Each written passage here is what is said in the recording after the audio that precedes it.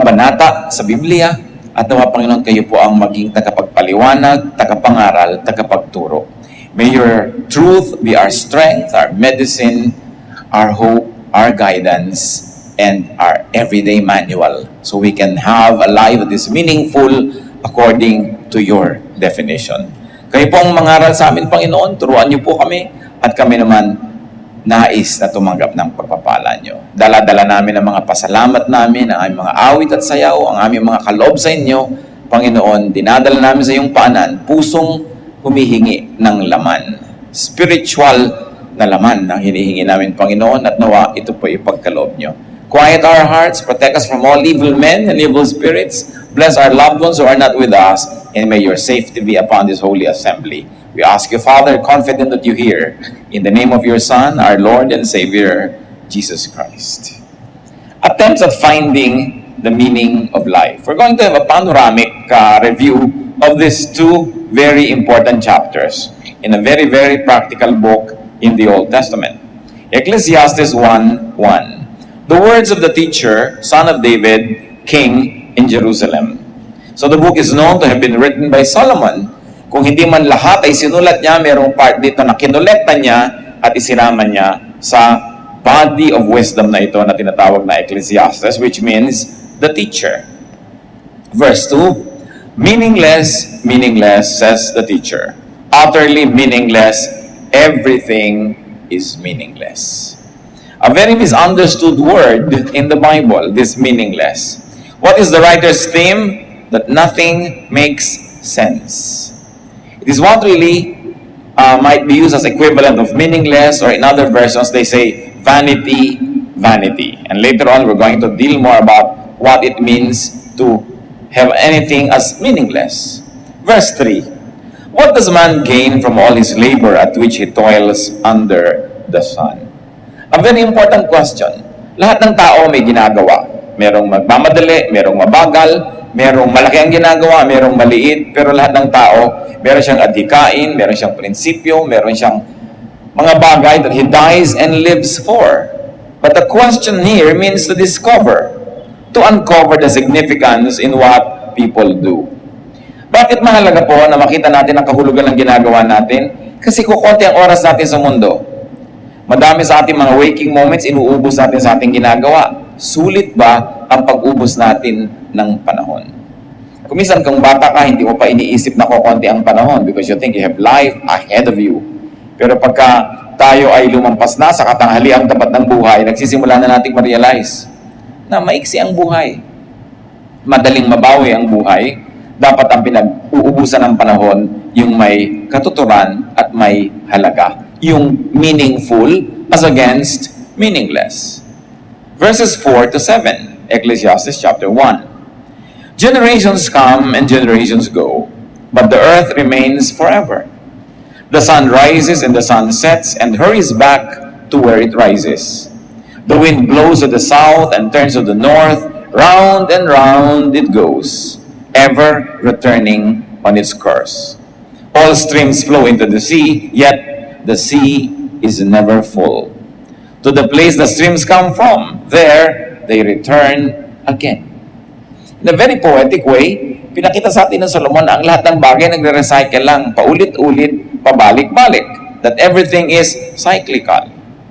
Na kaya mabuhay ka, kaya mamatay, huminga ka o hindi, ipanganak ka o hindi, sisikat ang araw, lulubog, ang hangin galing sa north, magpupunta sa south, magpapaikot-ikot, pabalik-balik lang.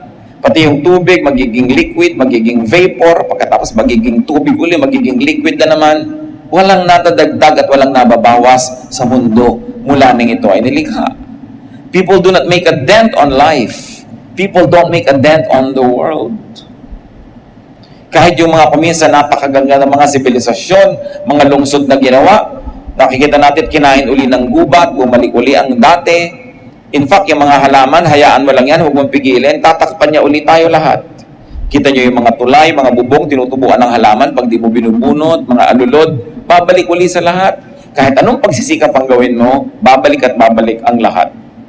Ecclesiastes 1:8, all things are wearisome, more than one can say. The eye never has enough of seeing, nor the ear its fill of hearing. Hindi naman doon nasasatisfy ang tao. Hindi nabubusog ang mata kahit kailan. Hindi nabubusog ang tainga. Lahat laging kulang, gusto pa, more, more, more. So ano po ang isa sa mga lesson dito na hinuha natin? That having more is not the answer. Coming from a king, the observation reveals that one may have all the resources but still not get satisfied. Sabi niya, the ear never has enough of hearing. Dumating na ba sa point na sobrang nadadinig yung musika na ayaw nyo nang makinig? Dumating ba sa point na sobrang maganda na ang nakita mo, ayaw mo nang tumingin sa maganda? Hindi, lalo ka pang tingin ng tingin at lalo ka nagagandahan, lalong kulang at kulang at kulang. Dumating ba ang point na sa dami ng nakain mong masarap, ayaw mo nang kumain? Hindi na uubos ang appetites. So sabi niya, samantalang ito ang pinagtatrabahuhan natin. Marami tayong nauubos sa panahon. Just to see, just to hear, just to taste, just to have. Verses 9 to 10. What has been will be again. What has been done will be done again. There is nothing new under the sun. Is there anything of which one can say, look, this is something new? It was here already, long ago. It was here before our time. So walang bago. Yung mga discoveries, kaya nga discovery yun, ibig sabihin, nandun lang yun, may takip, natanggal mo yung takip, nakita mo, na-discover mo. Pero nandun na. Even inventions, walang bago. Inventions are nothing but rearrangement of old rules and old formula. Nare-rearrange lang yan. Walang bago. Mula nung nilikha ng Diyos ang mundo. Isang major lesson there, brothers and sisters, don't waste your life trying to reinvent the wheel. Meron na eh. Makinabang tayo sa mga naipunda na ng iba, makatuto tayo sa body of knowledge of other people, learn from patterns, learn from cycles. That's why it's important na nakikinig sa matatanda. Marami na sila sigurong naaksaya ang oras at nung matanda na sila, nalaman nila kung alin yung aksayado, alin yung hindi. Itinuturo nila ngayon. So niya, papunta pa lang ako kayo, pabalik na ako, huwag na kayong pumunta, sayang lang ang biyahin nyo. Pero maraming bata ayaw makinig. You want to learn it on your own. So you will waste lots of time in committing mistakes. Well, many people who have gone before us and already committed mistakes, we can learn from. Dapat cumulative yung learning. Natututo ka. Dapat ang tao mas marunong na kaysa sa previous generations. Sa dami ng karanasan ng tao, pero kadalasan hindi naman tayo nakikinig sa payo ng matatanda, sa payo ng mga may edad na. So, you will reinvent the wheel. Meron na pala. You will go through the same troubles that many people went through. And therefore, your time is wasted like their time was wasted. Ano man pinag-uubusan natin ng panahon para sumikat, makilala, matandaan, to leave a mark? Ecclesiastes 1:11, there is no remembrance of men of old. And even those who are yet to come will not be remembered by those who follow. Talaga, sandaling-sandali lang naman talaga tayong natatandaan.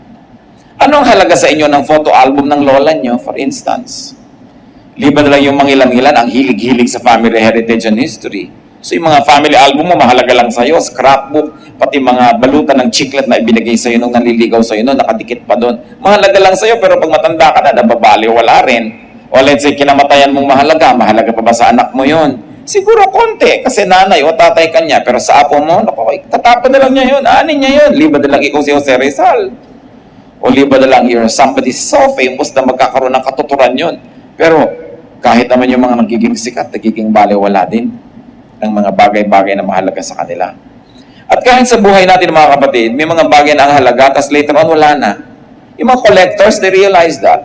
Some people spend half of their lives collecting things, then later on, pinaproblema nila, kanina kaya ako ito ipamana, wala na mainteresado.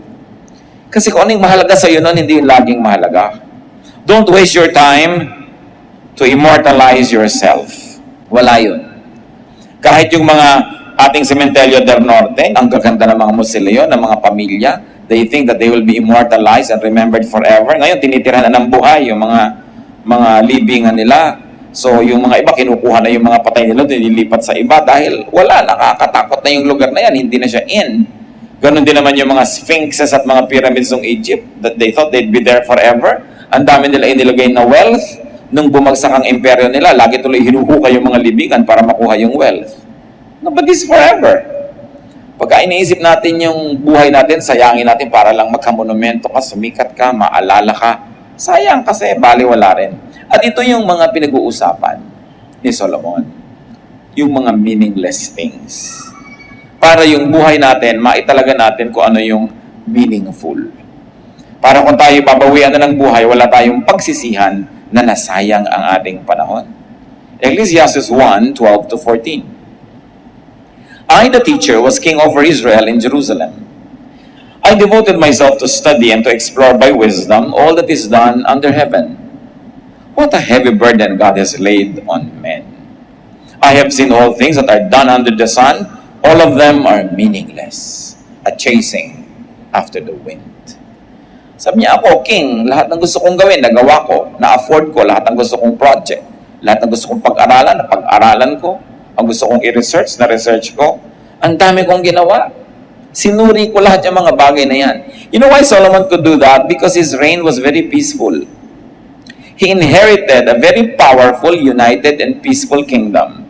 Yung ipinundar ng tatay niya na si David, whose life was spent mostly in war, magulo, siya ang nakinabang. Tahimik na tahimik ang buhay niya, marami siyang pwedeng pag-aralan. At hiningi niya sa Diyos, bigyan siya ng wisdom, binigyan siya.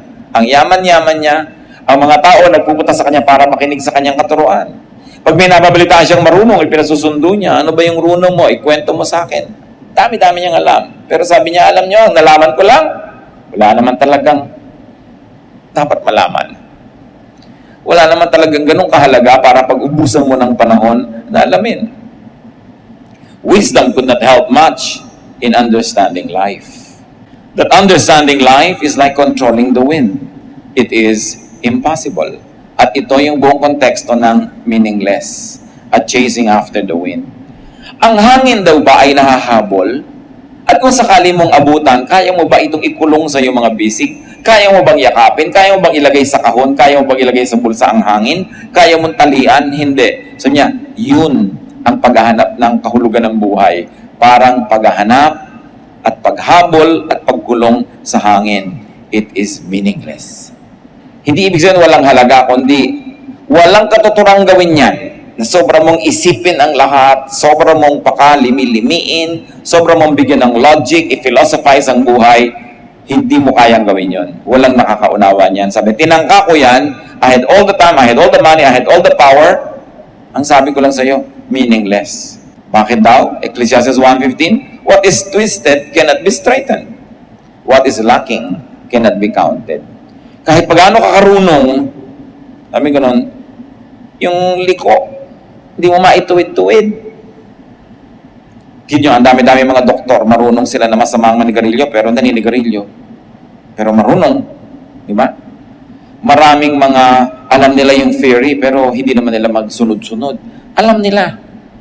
At dahil alam nila, lalo lang lumalala ang kanilang discontentment, dahil walang magawa yung alam nila. Halimbawa, ikaw'y doktor, alam na alam mo ang mga problema ng katawan ng tao, pero hindi mo pa rin maggamot. Sarili mong nanay, sarili mong anak, sarili mo rin. Namamatay ka sa sakit, sa kabila ng dami mo ring alam. So, ang ibig sabihin ba niyan, huwag na lang tayong mag-aral? Hindi naman yun ang tinutukoy ni Solomon. Hold on. But Solomon is really suggesting, accept the unchangeable. Kahit gaano mo kaalam ang tama at dapat, maraming dapat na hindi nangyayari. So kung mamamatay ka, magpapakamatay ka at papatay dahil sa mga dapat na mangyari, ay ganon, mauubos ang buhay mo. Maraming dapat na hindi talaga nangyayari. So sabi ganon, what is lacking cannot be counted. So go without the absent. Go without the lacking. Kahit kailan meron kang event, may absent. Pagka yung absent ang lagi mong iniisip, hindi mo mapapansin yung present. Lulungkot ka na naman. Sabi ganun, yung wala. Yung nandyan. What is Solomon trying to teach us? Huwag kang makipagtunggali sa takbo ng panahon. Wala siya, di wala. Pag nandyan, di nandyan. Pag nagawa mo na ang pwede magawin para nandyan siya, wala pa rin. Go on with life. Sabi niya, what is lacking cannot be counted. What is twisted cannot be straightened. Twisted here doesn't mean negatively, ha? And straightened doesn't mean positively. Ang ibig sabihin lang, may mga bagay na tinatanggap na lang. Maraming mga magulang nagtatakwil ng anak dahil hindi matanggap yung anak kung ano man yung anak niya.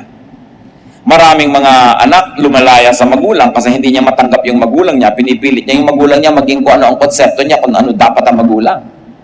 May mga magulang naman, gusto ang anak dapat ganito, anak dapat ganito ka. Pero hindi ganon. Sabi ganon, twisted yan, hindi mo yan may tutuwid. Tanggapin mo siyang twisted. I don't mean moral and immoral. I mean, there are things you simply cannot change. At lang lalo kung yun ay nasa buhay pamilya, makakapagpalit ba tayo ng tatay at nanay? Makakapagpalit ba tayo ng kapareha sa buhay ng ganun-ganun lang? Makakapagpalit tayo ng anak, kapatid? Hindi. So tinatanggap ang mga bagay na hindi mabago ayon sa iyong panlasa. Para hindi lagi kayo nagtutunggali at hindi laging may struggle sa inyong buhay. Ecclesiastes 1:16-18, I thought to myself, look, I have grown and increased in wisdom more than anyone who has ruled over Jerusalem before me. I have experienced much of wisdom and knowledge. Then I applied myself to the understanding of wisdom and also of madness and folly. But I learned that this too is a chasing after the wind.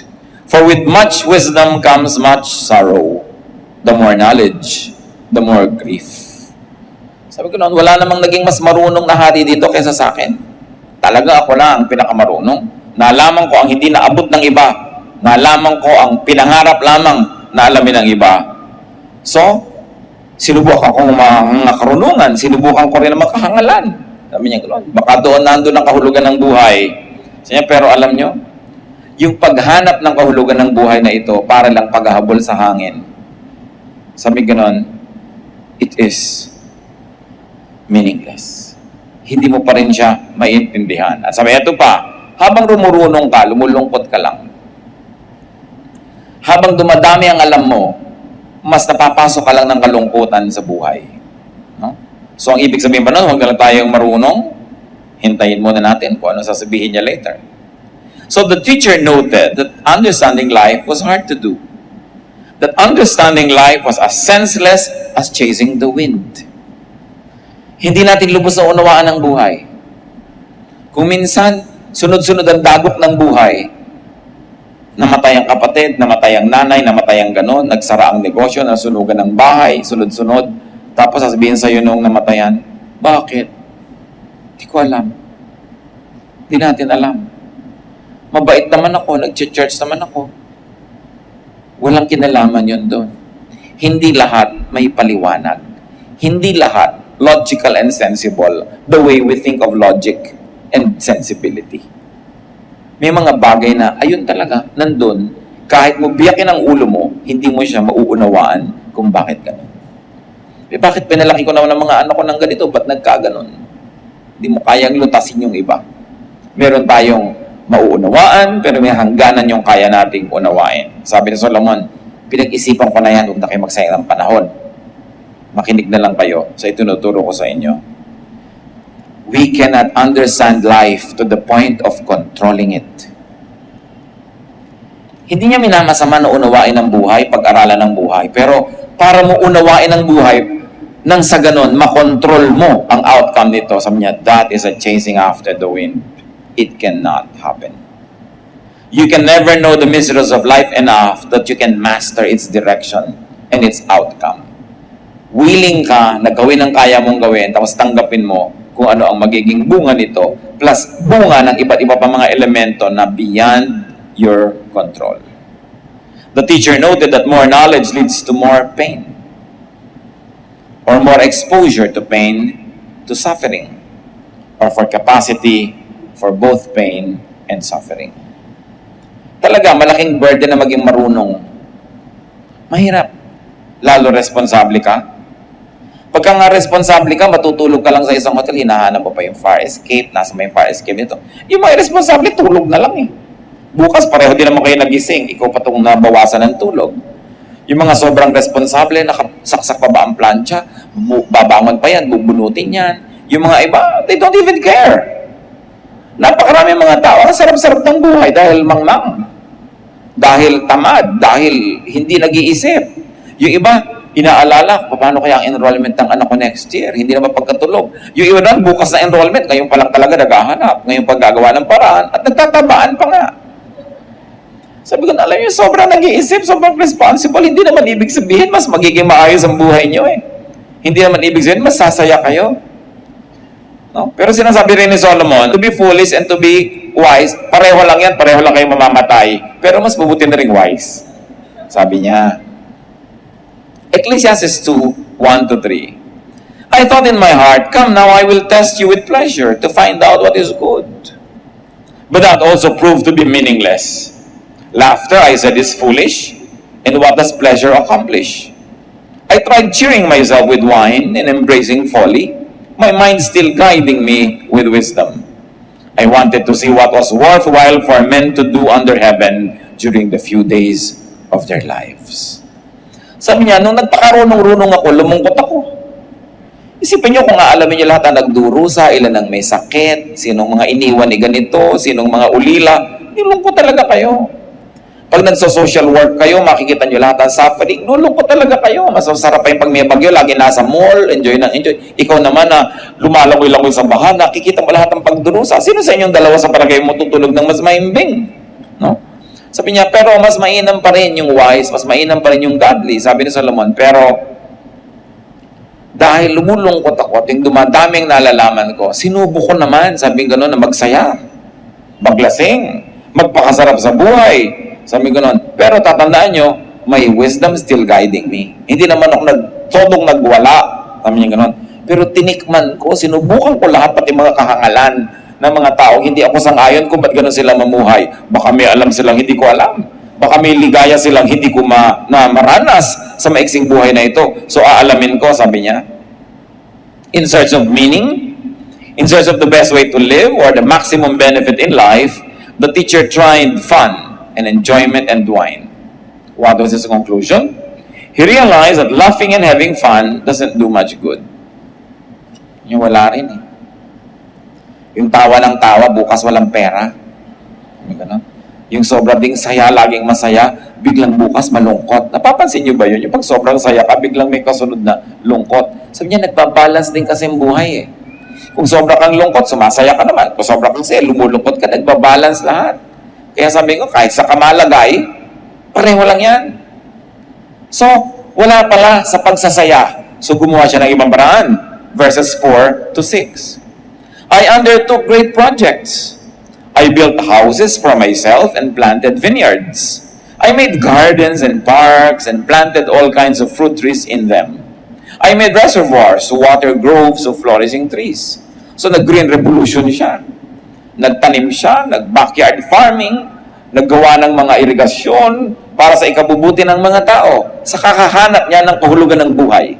At marami rin sa atin gumagano, nagkakawang gawa. Hindi dahil ang yaman-yaman, kasi naghahanap ka rin kung saan ilalagay ang sarili mo, saan ka nga ba sasaya. Verse 8, sabi niya, hindi ko pa rin nakita doon, I amassed silver and gold for myself, and the treasure of kings and provinces. I acquired men and women singers, and a harem as well, the delights of a man's heart. Sabi, okay, aside from my very, very fruitful agricultural projects, nag-ipon din ako ng maraming kayamanan. Marami akong kinita. Many kings come to me and pay their dues to me just to hear me talk.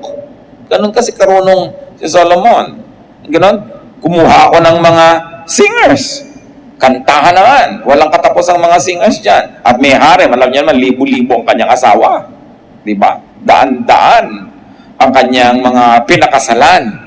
But of course, it was a political move also of a very wise king, no, to consolidate his empire through intermarriages. Sabi niya, I did all the delights of a man's heart. Ginawa ko rin yan. Verse 10, I denied myself nothing my eyes desired. I refused my heart no pleasure. My heart took delight in all my work, and this was my reward for all my labor. Sabi, lahat ng nagustuhan ko, kinuha ko. Lahat ng naisipan ko, ginawa ko. Lahat ng iniisip kong masarap, dinanas ko. Verse 11, yet, when I surveyed all that my hands had done, and what I had toiled to achieve, everything was meaningless. A chasing after the wind, nothing was gained under the sun. Sabi, wala ako na idagdag sa mundo. Dumami nga ang mga babae dito sa palasyo ko na konti naman doon sa pinanggalingan. Pareho lang. Sabi ko, no? Nagtanim ako dito, pero hindi doon tumubo dito. So, nandito rin. Pero wala naman talaga nadagdag sa planeta. Wala naman talaga tayong naidadagdag sa planeta. Subukan yung bumili ng mga halaman sa Bulacan Garden na puno ng halaman yung bahay nyo, pero naubusan naman sila. Lumipat lang, nagpapalipat-lipat lang. Wala tayong naidadagdag. Magpapatayo ka ng bahay, pero may mga batong tinibag kung saan, buhangin kinuha ko sa ang ilog, napunta lang sa lugar mo, pero wala naman, nagpalipat-lipat lang. So the teacher tried and enjoyed great and productive and fruitful projects.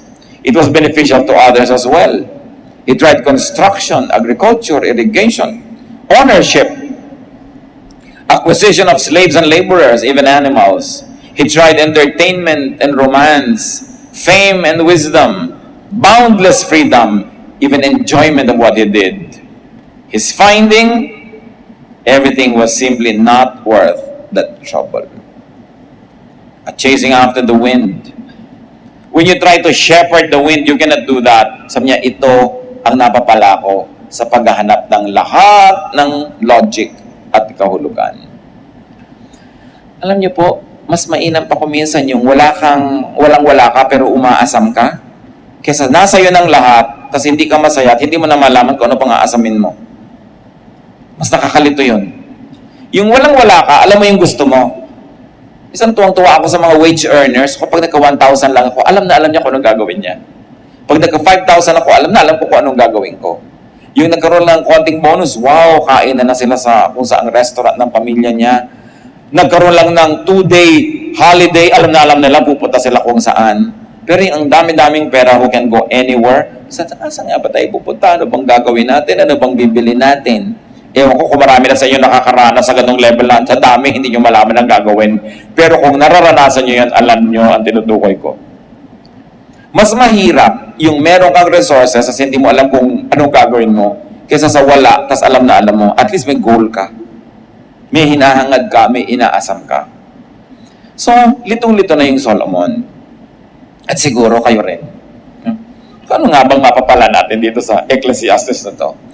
Chapter 2, verses 12 to 17. Then I turned my thoughts to consider wisdom and also madness and folly. I saw that wisdom is better than folly, just as light is better than darkness. O, kita nyo na yung sinasabi niya, huwag pa rin tayong pumili ng foolishness. Yung mas mainam pa rin, kahit pareho lang yan, iba pa rin yung wise. Iba pa rin yung nasa panig ka ng katuwiran. Verse 14, the wise man has eyes in his head, while the fool walks in the darkness. But I came to realize that the same fate overtakes them both. Then I thought in my heart, the fate of the fool will overtake me also. What then do I gain by being wise? I said in my heart, this too is meaningless. For the wise man, like the fool, will not be long remembered. In days to come, both will be forgotten. Like the fool, the wise man too must die. So I hated life, because the work that is done under the sun was grievous to me. All of it is meaningless, a chasing after the wind.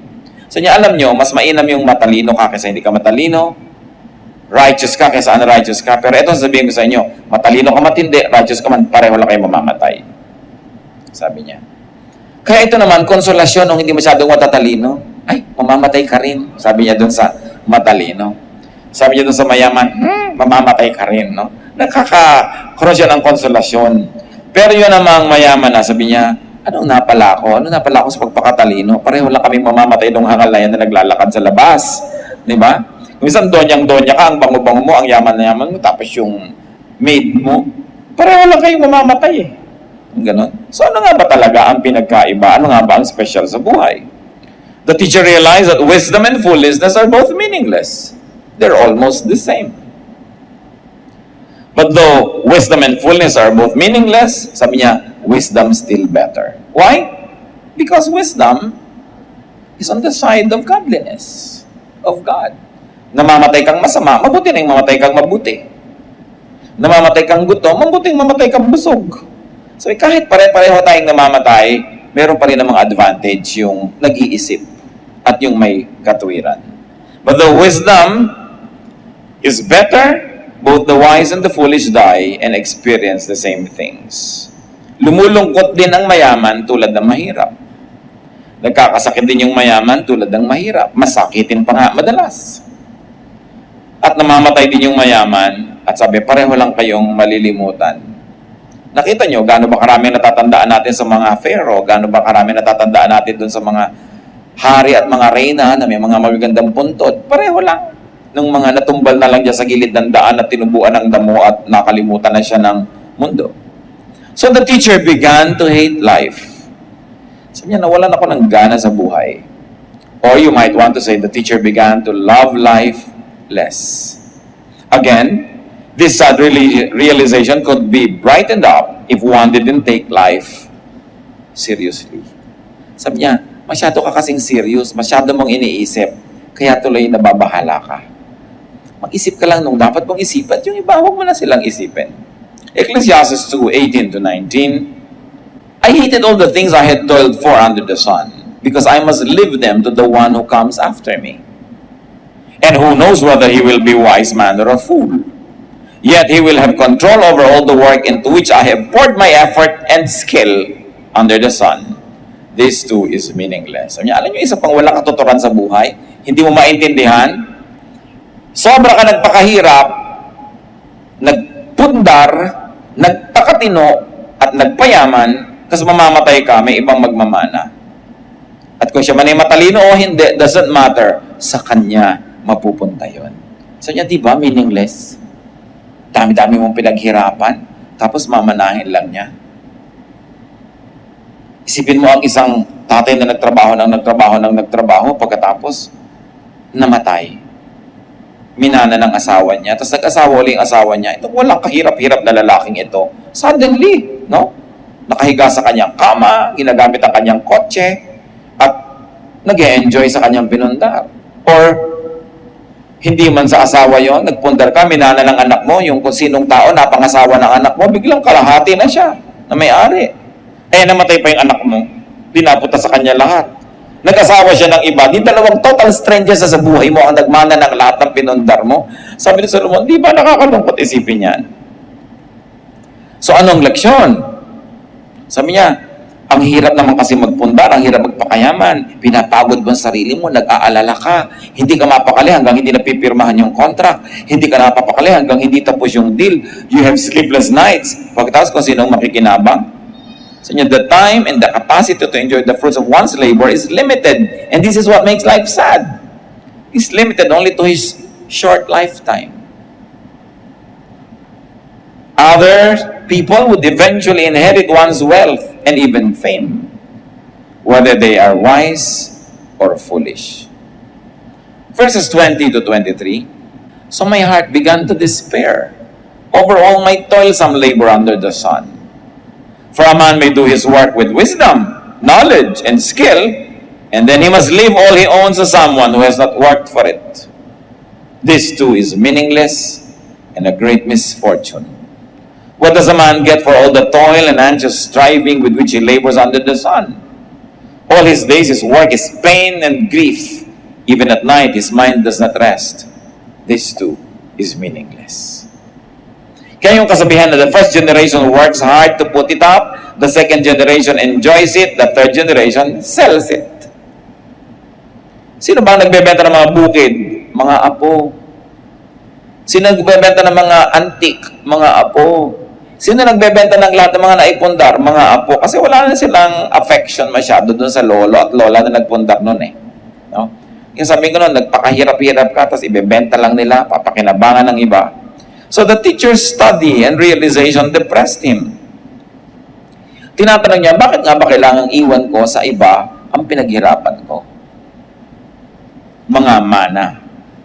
Siyempre, pag sinabing hard work, it includes actual labor and the anxiety that goes with it. Pagka nagtatrabaho ka, hindi lang pagod ang iyong katawan, pagod din ang isip mo, nag-aalala ka, marami kang iniisip, marami kang stress para maipasok mo ang kabuhayan. Tapos nagkaroon ka ng ulcer, nagkaroon ka ng mga sakit, kung ano-ano nangyari sa'yo. Tapos mamamatay ka ngayon, mamanahin ng iba. Kadalasan, lugi ang nagpundar. Lugi. Luging-lugi. Katulad ng naghirap halimbawa ang asawa sa Saudi Arabia, ibibili ang asawa ng mga kwintas at kung ano-ano mga ginto-ginto. No? Talagang Halos masubsob sa lupa sa dami ng suot na alahas. Kasi sabi daw, investment. Pero sa oras ng pangangailangan, hindi pa kalahati na ng halaga na mabebenta yun eh. Babarat-barating ka eh. No? Meron bang nakabenta ng alahas sa oras ng pangangailangan na tipak ang benta? Laging palugi. So lugi yung nagpundar. Parati. So sabi nito na naman si Solomon sa 24 to 26, a man can do nothing better than to eat and drink and find satisfaction in his work. Sabi niya, ayaw niyong malugi, etong gawin niyo. Araw-araw, you must enjoy some food and some drink, and whatever you do, find satisfaction in it. Kung nahihirapan kayo, huwag yan ang gawin nyo. Kasi ito, ang dami-dami kong kikitain. Pero naman naubos ang kalusugan mo, lumungkot ka, ipapamana mo lang sa iba. Find something else. Kahit konti lang yung income that you enjoy. Para hindi ka lugi. Merong napunta sa'yo. So niya, this too I see is from the hand of God. For without Him, who can eat or find enjoyment? To the man who pleases Him, God gives wisdom, knowledge, and happiness. But to the sinner, He gives a task of gathering and storing up wealth to hand it over to the one who pleases God. This too is meaningless. A chasing after the wind. Sabi, isa pa tong hiwaga, hindi mo maintindihan. Merong mga taong bigla-bigla na lang silang dinadapuan ng kayamanan at mga magagandang kapalaran. Meron namang hirap na hirap, pero wala pa rin mangyari sa buhay nila. Hindi ko man naghihirap kami ang mangyayari. Hindi ka naghihirap, walang mangyayari. So yung ganon, hindi mo maintindihan ang formula. Pero para na lang kayo wag malugi, huwag niyong kakalimutan to enjoy the little things in life. To eat, to drink, and to find satisfaction in your work. Mahirap gawin yan, lalo yung mga hirap na hirap magpundar, hindi na makakain halos yan, sumasala sa oras, hindi na makakalasap ng ginhawa. Nakikita nyo halimbawa, kahit yung mga first generation, mga traders yan sa Binondo, hirap na hirap talaga ang sisipag. Doon lang sila nakatira sa entresuelo, doon sa ibabaw lang ng tindahan nila. Doon na umiikot ang buong mundo nila. Pero after 20, 30 years, biglang lilipat sila sa Dasmariñas Village. No?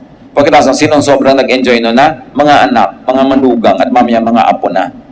Usually, yung first generation, konting-konti ang na-enjoy. So ito tinutukoy ni Solomon. Sabi ganoon, dapat kung nagtatrabaho ka, nagpupundar ka, huwag mo kakalimutan yung sarili mo, mag-enjoy ka rin. At symbol lang yung eat, drink, and find satisfaction.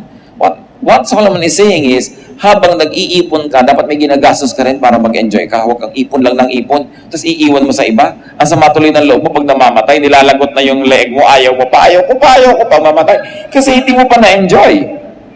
Sabi, kailangan mag-enjoy ka. Kahit na konti lang yung nasisave mo, malay mo kung gano'ng kahaba ang magiging buhay mo, sinave mo lahat. Kaya kung minsan nga, sa laki ng savings mo, kaya tinutulak ka na sa bangin ng mga tagapagmana, nang madali-dali ang pagmana nila. Sabi, don't forget yourself. Kung minsan isipin na iba, godly ba ang teaching na yan? Kasi laging gino-glorify ng religion, magdusa ka para sa iba, magdusa ka. That's why Solomon is there to give balance, sometimes to our very imbalanced sense of religiosity. Hindi ka nilikha ng Diyos para isakripisyo ka lang para sa iba. Bagamat, maraming magagandang sakripisyong nakakabuti sa iba, pero kailangan minamahal mo rin ang iyong sarili. Ano sabi ng Panginoong Jesus? Love others as you love yourself. Hindi naman sinabi niyang don't love yourself eh. So go on, love yourself, but don't forget to love others as you love yourself. Sige, mahalin mo todo ang sarili mo, mahalin mo din yung iba. Pero hindi sasabihin, huwag mong mamahalin ang sarili mo at iba na lang mahalin mo. Kahit kailan, walang ganun turo. Tinuturo lang yun minsan ng mga relihiyoso dahil sobrang nga natin ginaglamorize ang paghihirap eh. Sobrang natin pinupuri, nagdurusa. Pero walang ganun sa Bible. At pag nakinig tayo kay Solomon, sabi niya, enjoy every day. Consume what you produce, save a little for tomorrow. Sabi pa nga ni Jesus let tomorrow worry for itself. Sabi niya, let the day's own trouble be sufficient for the day. Tomorrow will take care of itself. Mas extreme pa nga si Jesus tungkol dyan Sabi niya, nandun pa rin ang Diyos bukas. Magtatrabaho ka ulit, magkakaroon ka na naman. Pero hindi naman masama mag-ipon ng konti, pero huwag yung wala ka nang na-enjoy ngayon, inipon mo na lang lahat. Because that is not the way to live. And since you can no longer enjoy the fruits of your work beyond earthly life, what should you do? Enjoy them now. At present, live in the present. Ang daming magulang ang pagdurusa, mapag-aral lang ang anak.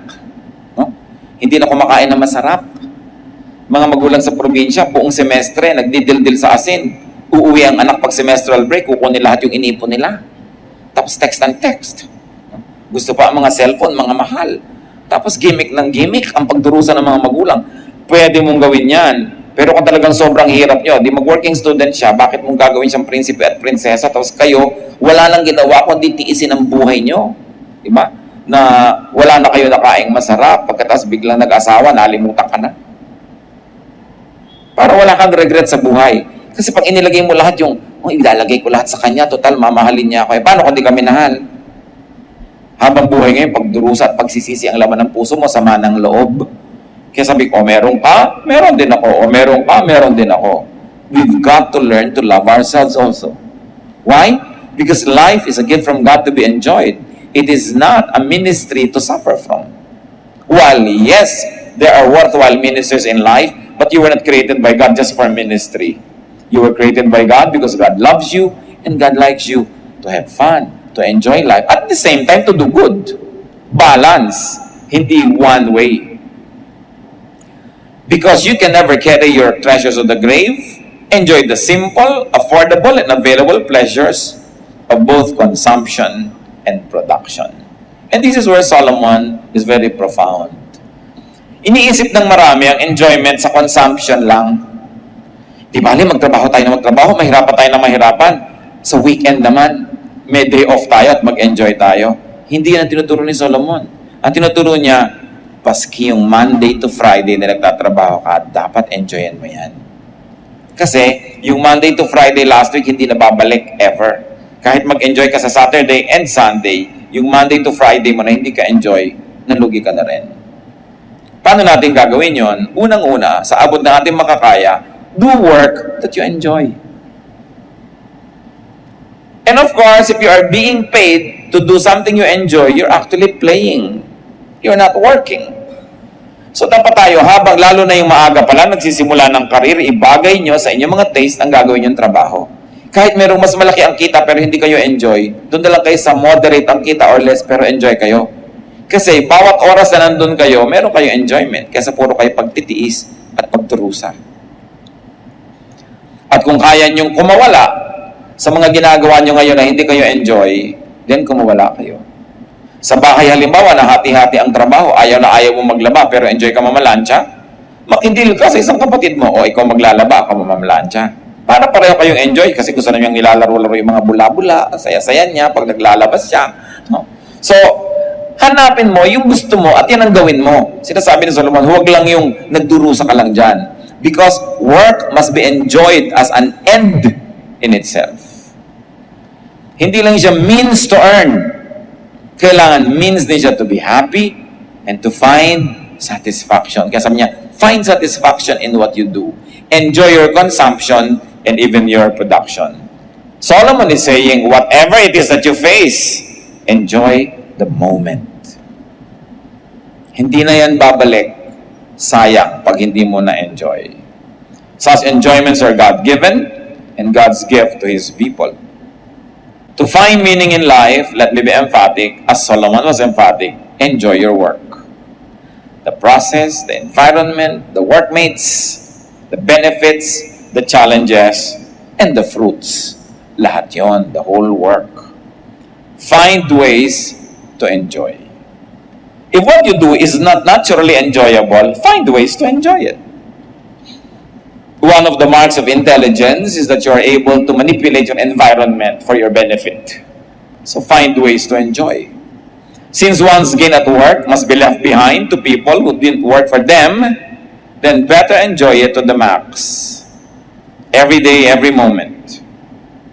Better yet, dahil hindi nyo naman may enjoy pag nasa kabilang buhay na kayo, hindi nyo na makokontrol ang inyong kayamanan kung meron man, share it with the people who labor with you. Kuminsan nakakalungkot, merong mga may-ari ng kumpanya, pabrika, whatever, business, ang kukuripot sa kanyang mga empleyado na nagasgas na ang lahat ng bahagi ng katawan, katatrabaho, no, para kumita yung buo niyang machinery. Ang liit-liit magpasweldo, ang kuripot sa benefit. Tapos kung magbigay sa apo, na wala namang kahirap-hirap, ang laki-laki. Ang inipon para sa mga tagapagmana, ang laki-laki. That is unjust. While you have power over the wealth or the resources that you make, be generous to those who help you make them. Kaya habang maaga, mag-share. At kung kayo maraming kayamanan, huwag nyo nang antayin na yung mga tagapagmana ang mag-decide kung paano yung hahatiin. Hatiin nyo na legally.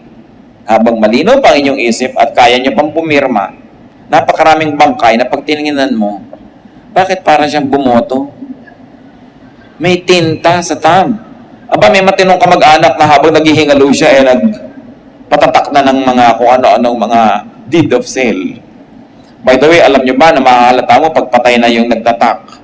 Iba ang tatak ng patay na at buhay. Malalaman mo yon. Kung nanghihina ka na, may kumukuha na ng kamay mo, nilalagyan na ng tinta, wala ka nang magawa. So, kailangan gawin mo yun habang kaya mo pa. Alam niyo po yung mga gulo-gulo ng pamilya because of the mga will, no? Magsulat lang kayo ng isang page. Ito ang aking last will and testament. Ganito gusto kong mangyari dyan. Tapos pirmahan nyo. That is binding. Kahit walang abogado, binding yon. Basta mapatunayan, authentic ang inyong pirma. Kung napapirma nyo pa ang dalawang witnesses, lalong mas binding. Dinaan nyo pa sa abogado, mas binding pa. Pero huwag kayong mag-iiwan ng gulo. Kasi kadalasan, ang gulo-gulo nyo mga hatian na yan dapat ayos. Granting na may hahatiin, at may paghahatian. Ngayon kung utang, mas mahirap naman yan, utang pa ang iniwan ninyo. Profit sharing is important. So, increase natin, bigyan ng benefit, bonuses sa mga workers. Huwag lang ipamana sa apo. Bulag na pag-ibig dahil lang apo mo o anak mo, doon mo na ilalagay, hindi mo naman katulong sa paggawa ng kabuhayan na yon. Dapat mas bukas ang iyong puso doon sa mga katuwang mo, kahit pa nga mo sinuswentuhan ang mga yon. Ano pa pag ginawa mo yon, it will give you more return in terms of gratitude and affection, goodwill, inner satisfaction, and definitely God's pleasure. Because God wants us to be good to our workers and to our laborers. At nakakatiyak ka, marami makikipaglibing sa'yo pag ginawa mo yung ganong kabutihan. Therefore, do not fret about who inherits it. Hindi naman talaga natin makokontrol. Huwag nyo nalang sobrang damihan. Produce and enjoy in your time, then let go when it's time to go. Dahil nagawa mo na at ayos ang iyong sambahayan. Isa sigurong lesson dito mga kapatid, do not produce too much money. And let me emphasize this other half of my sentence, at the expense of your peace and enjoyment. Huwag kang sobrang mag-produce, ikaw na to yung nagkaulsar-ulsar, nagkagulo-gulo, nagkalubog-lubog, nahirapan. Make it easy on yourself. Make and get only what you need for a lifetime, for your time, or even for a day. And if things seem meaningless, find their meaning and give them meaning. Pag lagi mong hinahanap kung anong kahulugan ng buhay, hindi mo naman makita, di ikaw ang umimbento ng kahulugan. Ano ba ang kahulugan ng buhay na gusto mo? Ano ba ang magandang kahulugan ng buhay na hindi naman sasalungat sa nakasulat na salita ng Diyos? Di, imbentohin mo ang kahulugan mo. Ano ba ang kahulugan sa'yo? Masayang buhay sa'yo? May right ka na i-define yon para sa sarili mo. Don't let the standards set by others dictate on you kung ano ang mahalaga sa'yo. If the wind could really be shepherded or controlled, then Solomon would have found the answer. He never found the answer because the wind could not be controlled. But you can still enjoy the wind. Kahit hindi mo malaman kung saan nanggaling ang hangin, hindi mo makontrol kung saan siya pupunta, habang dumadaan sa iyo, pwede mo siyang enjoyin. So enjoyin mo na lang siya kung ano man yung wind na yon. May mga tao na kung saan galing, kung saan pupunta, hindi mo rin control. Pero habang kasama mo, make it nice. Kung minsan, nagkakaroon ka ng kaibigan, nagkakaroon ka ng kasintahan. Mas ayaw mong gawa ng mabuti, ayaw mong mahalin ng todo. Sabi mo, baka mawala din to. Kahit naman pinakasalan mo na, hindi ka pa rin nakakatiyak na laging nandyan yan. So, hindi mo rin alam kung saan galing yung tao, saan siya pupunta. So, nandito siya ngayon. Live the day. Make the day worthy for the other person and for yourself. And if you have to say goodbye tomorrow, then say goodbye without regrets because you had yesterday. And you had a good yesterday. Hindi natin control ang buhay. Kung minsan, we withhold love. Gusto nating ibigay sa isang very permanent. Sino yun? Nasaan yun? Kung minsan, ayaw mong tumanggap ng pansin. Kasi sabi mo, mawawala din yan. Baka masanay lang ako, mahirapan ako. Hindi mahirapan ka na lang bukas. Nag-enjoy ka naman ngayon. Kesa sa, hindi ka nga nahirapan bukas dahil hindi ka naman nag-enjoy ngayon. There's nothing to miss.